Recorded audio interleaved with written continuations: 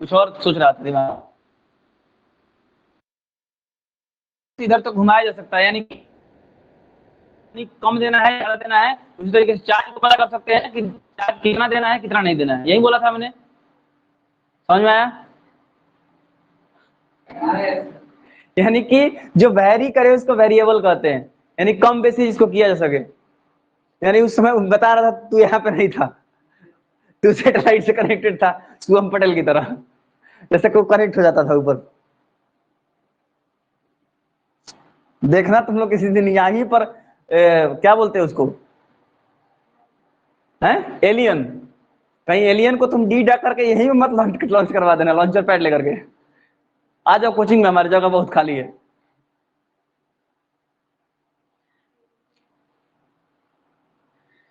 सब घर और तोड़ के जानते हो, जो डी एथी वाले सब है ना, इसरो वाले, यहीं पर जगह बना लेंगे, यहीं पर रिसर्च करने लगेंगे, तुम्हारा कोचिंग हो पहुंच जाएगा। बार बार कनेक्ट कर लेते हो खुद को वहीं पे। एगो था तो उसको भगाए हम, कहाँ से कनेक्ट करके चला आता था, पढ़ाते पढ़ाते वो गुम हो जाएगा, देख वहीं रहा है लेकिन वहां पर ध्यान नहीं होता है। पूछो क्या पढ़ा है, पढ़ा रहे थे क्या? अबे यार क्या कर रहा था मैं, पढ़ा ही तो रहा था। चलो ओम्स लॉ का एक डेफिनेशन है जो बता देता हूं आपको। He stated that the electric current flowing through a conductor is directly proportional to the potential difference across its end। कह रहा है कि इन्होंने ही बताया, ओम्स ने बताया कि इलेक्ट्रिक करंट जो फ्लो कर रहा है थ्रू अ कंडक्टर, जिस कंडक्टर के थ्रू फ्लो कर रहा है, सर्किट नहीं है क्या यहाँ पे? बिना सर्किट के कुछ काम ही नहीं हो सकता है। चल रेजिस्टेंस पे काम करते हैं, हाँ रेजिस्टेंस में काम करते हैं, ठीक है। अब इसको बल्ब बनाने के बजाय रेजिस्टेंस बनाते हैं, ठीक है।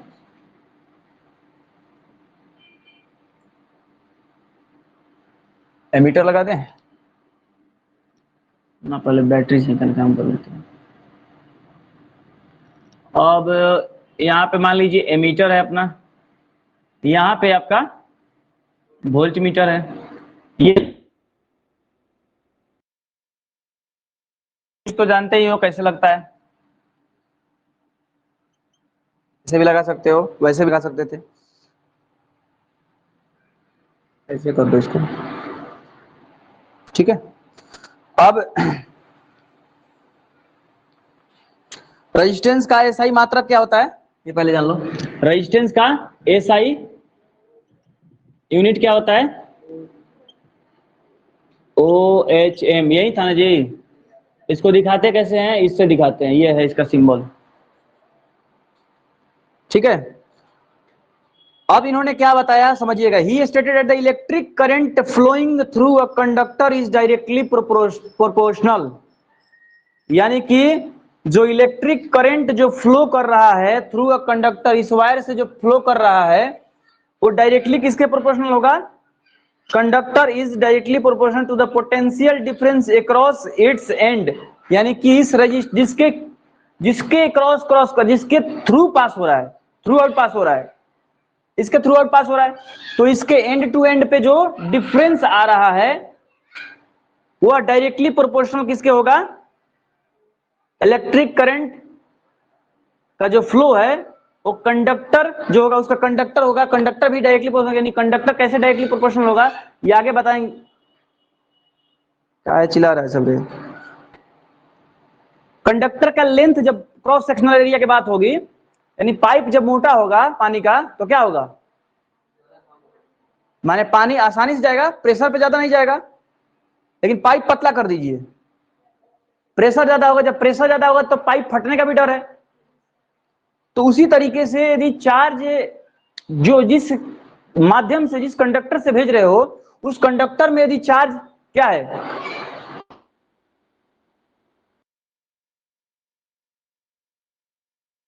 और चार्ज ज्यादा रहा है तो क्या हो जाएगा? ब्लास्ट कर जाएगा, बम है कि ब्लास्ट कर जाएगा, माने ये जल सकता है तार अंदर, ये हो सकता है। उसके बाद या फिर घर्षण होगा उसमें, हीट की वजह से, मैंने बताया घर्षण की वजह से ज्यादा वजह से क्या होंगे, वो झगड़ा करेगा, चार्ज करेगा, पहले मैं झगड़ा करेंगे, घर्षण होगा, घर्षण की वजह से क्या हीट एनर्जी तैयार होगी, और हीट की वजह से क्या होगा, एक रेजिस्टिविटी होगा। यही बात यहाँ पर भी बता रहे हैं कि he stated that the electric current flowing through a conductor is directly proportional to the potential difference across the provided the temperature remains constant। यदि टेम्परेचर कांस्टेंट है तो पोटेंशियल डिफरेंस के अकॉर्डिंग चलेगा। यदि टेम्परेचर बढ़ेगा घटेगा, यदि कम कैपेसिटी है, ज्यादा लोड दे रहे हो, तो चार्ज भी कम ही आएगा। नहीं समझ में आया? आ गया? नहीं आया? हाँ, तेज बोलेंगे तो यही होगा, मुझे पता है, इसीलिए तो आराम आराम से बोलता हूँ, बुढ़े की तरह। हाँ, क्या करूं, वही ना कहूंगा, बुढ़े की तरह। चार्ज यहां से यहां तक फ्लो किया, आगे गया, और जाने के बाद यदि इसमें टेम्परेचर नहीं है, टेम्परेचर नहीं हो रहा है, गर्म नहीं कर रहा है, तो सिंपल सा बात है बाबू, कांस्टेंट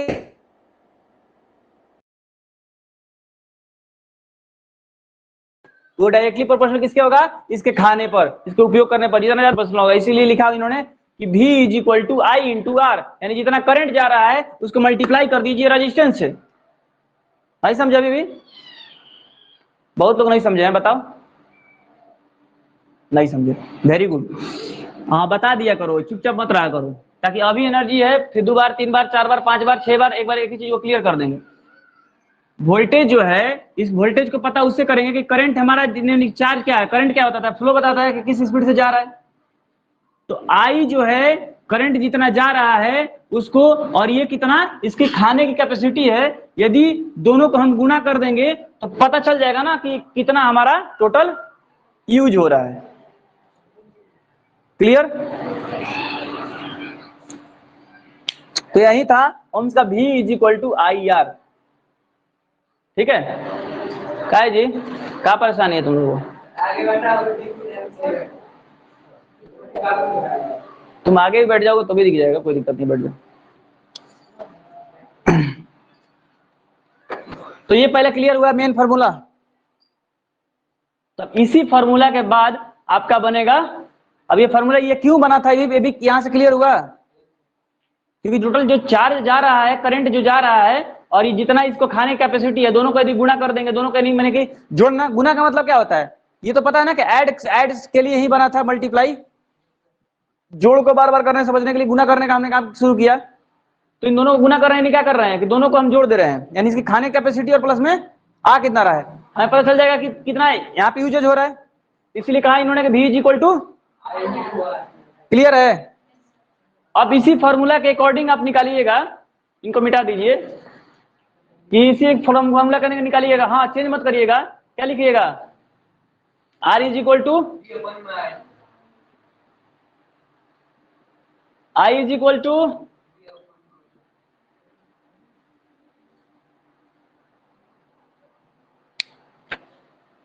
क्या, किताब में नहीं है क्या, लिख रही है वो, क्या सिंबल तो है उसमें, और नहीं होगा तो नोट्स में से बना लेना। अब पूछेगा, आपसे सवाल पूछा जाएगा कि 1 ओम की वैल्यू कितनी होती है, 1 वोल्ट अपॉन में, बहुत बढ़िया, रेओस्टेट क्लियर हो ही गया।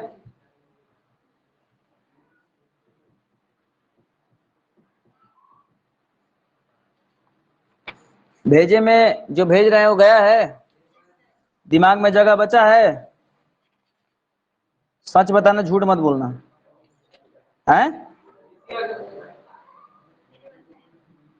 किसका किसका नहीं बचा है भाई साहब, क्या कहाँ फंसा है? नहीं बचा है, ठीक है, और कौन है ना, ठीक है, ईमानदारी से बताना चाहे, उसके हिसाब से आगे चलेंगे, नहीं तो रुकेंगे, क्या करेंगे। चैप्टर छोटा नहीं है, बड़ा चैप्टर है भाई, इसमें बहुत सारा टॉपिक एक साथ तो कवर किया गया है। चार्ज से शुरू करके आपको करंट, पावर, अभी पावर तो शुरू ही नहीं है ना, वोल्टेज है, बहुत बड़ा टॉपिक है ये, इतना आसान नहीं है कि एक ही दिन में खत्म हो जाएगा। छोटे चैप्टर क्लियर किए जा सकते हैं, इतना जल्दी नहीं हो सकता है, मैं पूछ रहा हूँ इसीलिए बताइए।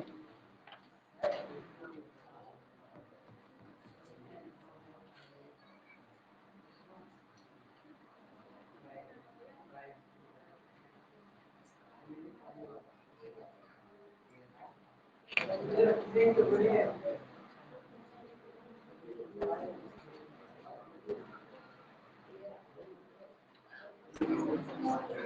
करना है?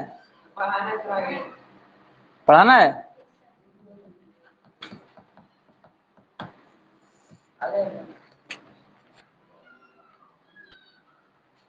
भाई उसको नहीं देखने का, मुझे देखने का और बताने का कि तुमको पढ़ने है कि नहीं पढ़ना है। दिक्कत है, नहीं समझ में आया, अभी बोलोगे हो गया सर बहुत देर पढ़ लिया, फिजिक्स है।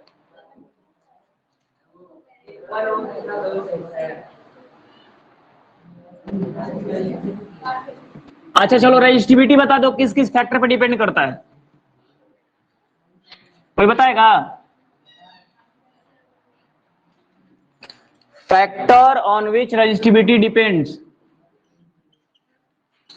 Factors on which resistivity depend.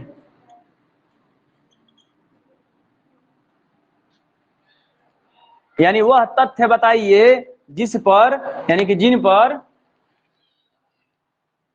प्रतिरोधक क्षमता उसका निर्भर करता है, हैं?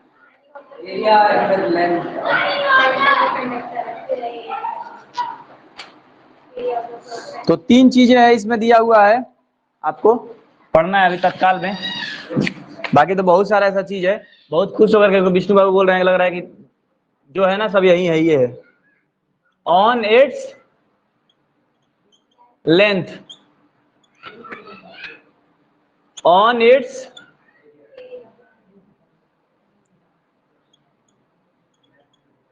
Cross sectional area.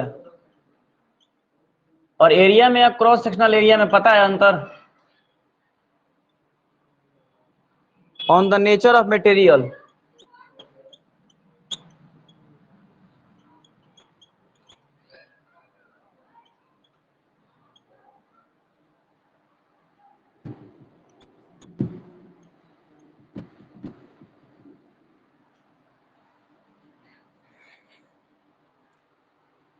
तो ऑन इट्स लेंथ यानी लंबाई पे निर्भर करेगा। तो कह रहा है कि लंबाई पे क्या करेगा बाबू, कि रेजिस्टेंस, किसकी बात कर रहे हैं हम, कंडक्टर की बात कर रहे हैं ना,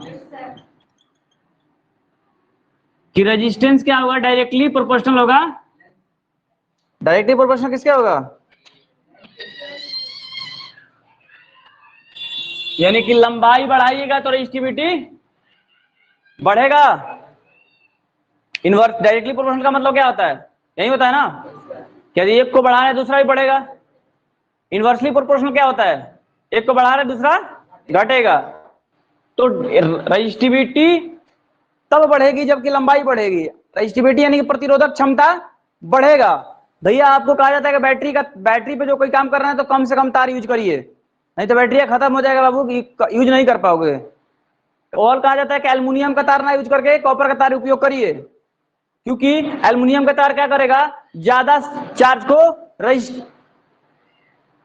एज ए रजिस्टर काम करता है वो तार। एल्युमिनियम का जो वायर होता है, एल्युमिनियम जैसा ऐसा एक मेटल है जो आपको क्या करेगा, आपके प्रतिरोधक क्षमता उसमें ज्यादा होता है, यानी कि रेजिस्टिविटी उसके अंदर में बहुत ज्यादा होती है, और वो क्या करता है, रोकता है, चार्ज को डैमेज करता है, लॉस करता है, उसमें अपने ही अंदर में खपा लेता है वो। सबसे ज्यादा कंडक्टिविटी किसमें, कौन से मेटल में?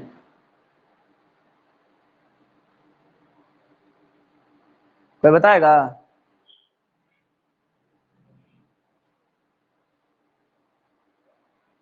कोई एक गायब दिखाई दे रहा है।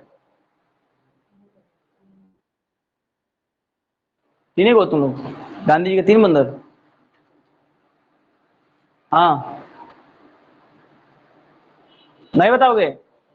हैं? सोना सबसे ज्यादा गोल्ड में ही कंडक्टिविटी होता है। पहले जितने ट्रांसफार्मर बनाए जाते थे उनमें उपयोग अंदर में जो डाला जाता था ट्रांसफार्मर का, वो सोना होता था। लेकिन चोरों को पता चलने लगा कि इसमें सोना है, जैसे बिजली कटता था ट्रांसफार्मर खोल के लेके चले जाते थे, सोना निकाल के बेच देते थे। सरकार परेशान हो गई, बोले चलो भाई तू थोड़ा सा नुकसान है सही, लेकिन उसके जगह कॉपर का उपयोग करना शुरू किया, तांबा का तार का। वाह, ये आपका क्लास खत्म हुआ।